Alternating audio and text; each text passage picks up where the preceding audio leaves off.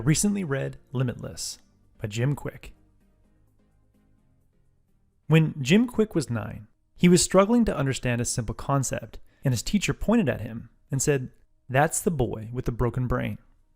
Kwik believed her. Years earlier, he hit his head and suffered a brain injury, and as a result, he found it hard to memorize basic facts, and it took him 3 years longer to read than his peers. But today, Kwik can recall the names of 50 or more people in an audience that he's just met, and he can recite a string of 100 random numbers forward and back, well on stage. Kwik has gone from never reading a book until the age of 16 to reading a book every week for the last 30 years. At the heart of Kwik's mental transformation is a simple truth. We all have the capacity to mold our brains and constantly improve our mental abilities. If you're struggling to learn, it's not due to an innate brain limitation. It's either due to a limiting mindset, limited motivation, or a lousy learning method. In this video, I will show you how the right mindset, motivation, and method can improve a mental ability that most people assume is limited. That's reading speed. If you're like me, you've always wanted to read faster, but no matter how hard you try, your reading speed and comprehension seem to be capped. After reading Limitless and adopting the following mindset, motivation, and methods, my reading speed has doubled. Limitless reading mindset. Henry Ford once said, "Whether you think you can or you can't, you're right." If you insist you can't read fast, you're all but guaranteed to never improve your reading speed. Jim Kwik says, "When you fight for your limitations, you get to keep them." The key to improving any mental ability is to suspend any limiting beliefs and temporarily act as though your mental abilities are limitless. By merely entertaining the idea that your reading speed potential is limitless, you can noticeably increase your reading speed. To prove this, try the following 10-minute exercise called the 4-3-2-1 method. Set a timer for 4 minutes, open an easy-to-read book, and start reading at a comfortable pace while using your finger to underline the words as you read them. When the 4-minute timer expires, mark the point at which you stopped.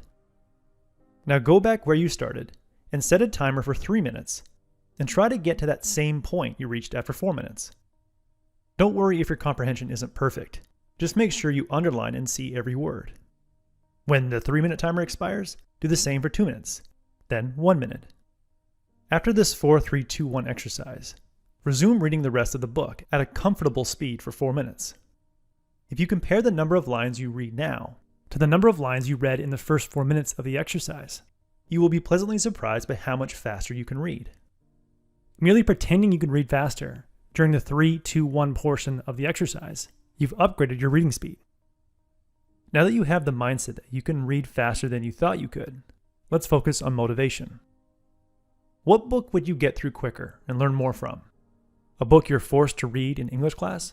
Or a book recommended by your mentor, someone you greatly admire, who tells you that this book contains the secret that transformed my life? After hearing that statement, it's hard not to wonder, what's the secret? If you pick up a book in a peak state of curiosity, wonder, and excitement, you are bound to learn quicker and retain more. Jim Kwik says, all learning is state dependent. A good reason why you may not have learned much in school is because you found school boring. Before you start reading anything, put yourself in a peak state of curiosity by asking the following 3 questions. What great insight will I get from this book? How will this insight forever change my life? And when will I get to use this insight?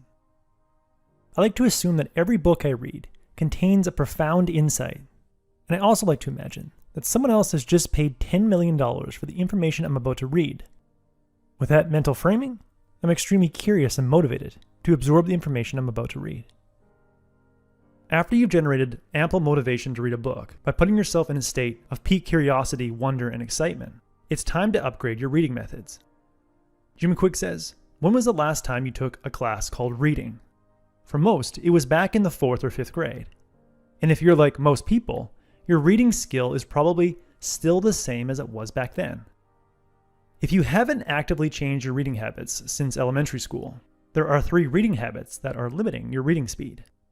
These 3 habits are regression, subvocalization, and word-by-word reading. Regression is the tendency for your eyes to go back and reread certain words in a sentence. Jim Kwik says, almost everyone does it to some degree, and most of the time, it's done subconsciously. To solve the problem of regression, you need to use a pacer. Attention follows movement, so if you use your finger to guide your reading by underlining the text as you read it, you prevent your attention from jumping around the text. Many people have low reading comprehension because reading is too slow and boring for them. But if you move your finger at a pace that's just on the edge of your perceived max reading speed, you will require your full attention to comprehend what you're reading. More attention equals more retention. Use a finger as a pacer when reading a physical book. Use your finger as a pacer when reading on your phone by sliding it down the side of the phone. And use your mouse as a pacer when reading content on your computer. Bad reading habit number 2, subvocalization. Subvocalization is the habit of saying the words to yourself in your head as you read. When you feel the need to sound out every word as you read, your reading speed is limited by how fast you can talk. You can get your inner narrator to talk fast and sound out 200 to 250 words per minute, which happens to be the average reading speed. But there is no need to hear the words in your head as you read them. You've seen 99% of the words you've read before, and you have mental images for most of them. If you can bring to mind the image a word represents, instead of sounding out that word, you'll become a much more efficient reader. To break your subvocalization habit and turn reading into a purely visual experience, and thus dramatically improve your reading speed, quietly count out loud as you read. It's hard for your mind to sound out words and speak out numbers at the same time.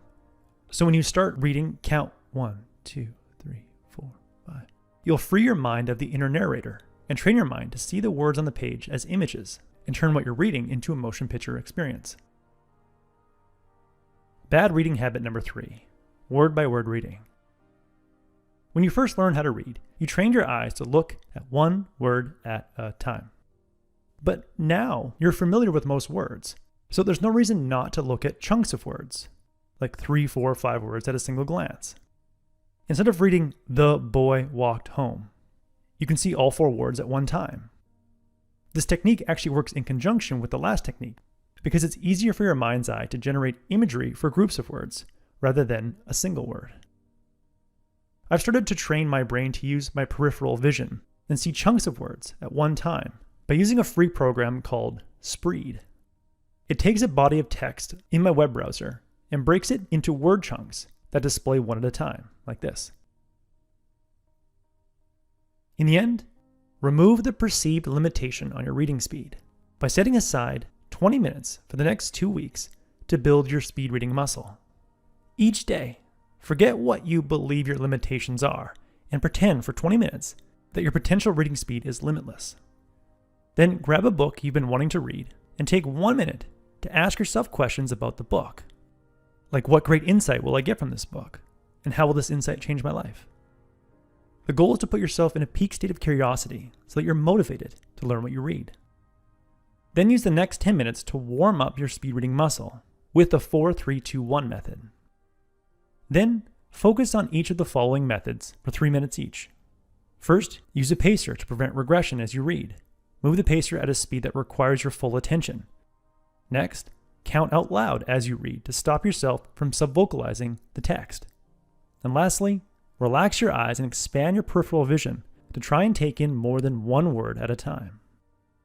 When you start using these 3 methods, pacing, counting, and expanding, you'll feel a little awkward. But if you continue using them, you'll start to see your speed and reading comprehension improve dramatically. That was the core message that I gathered from Limitless by Jim Kwik.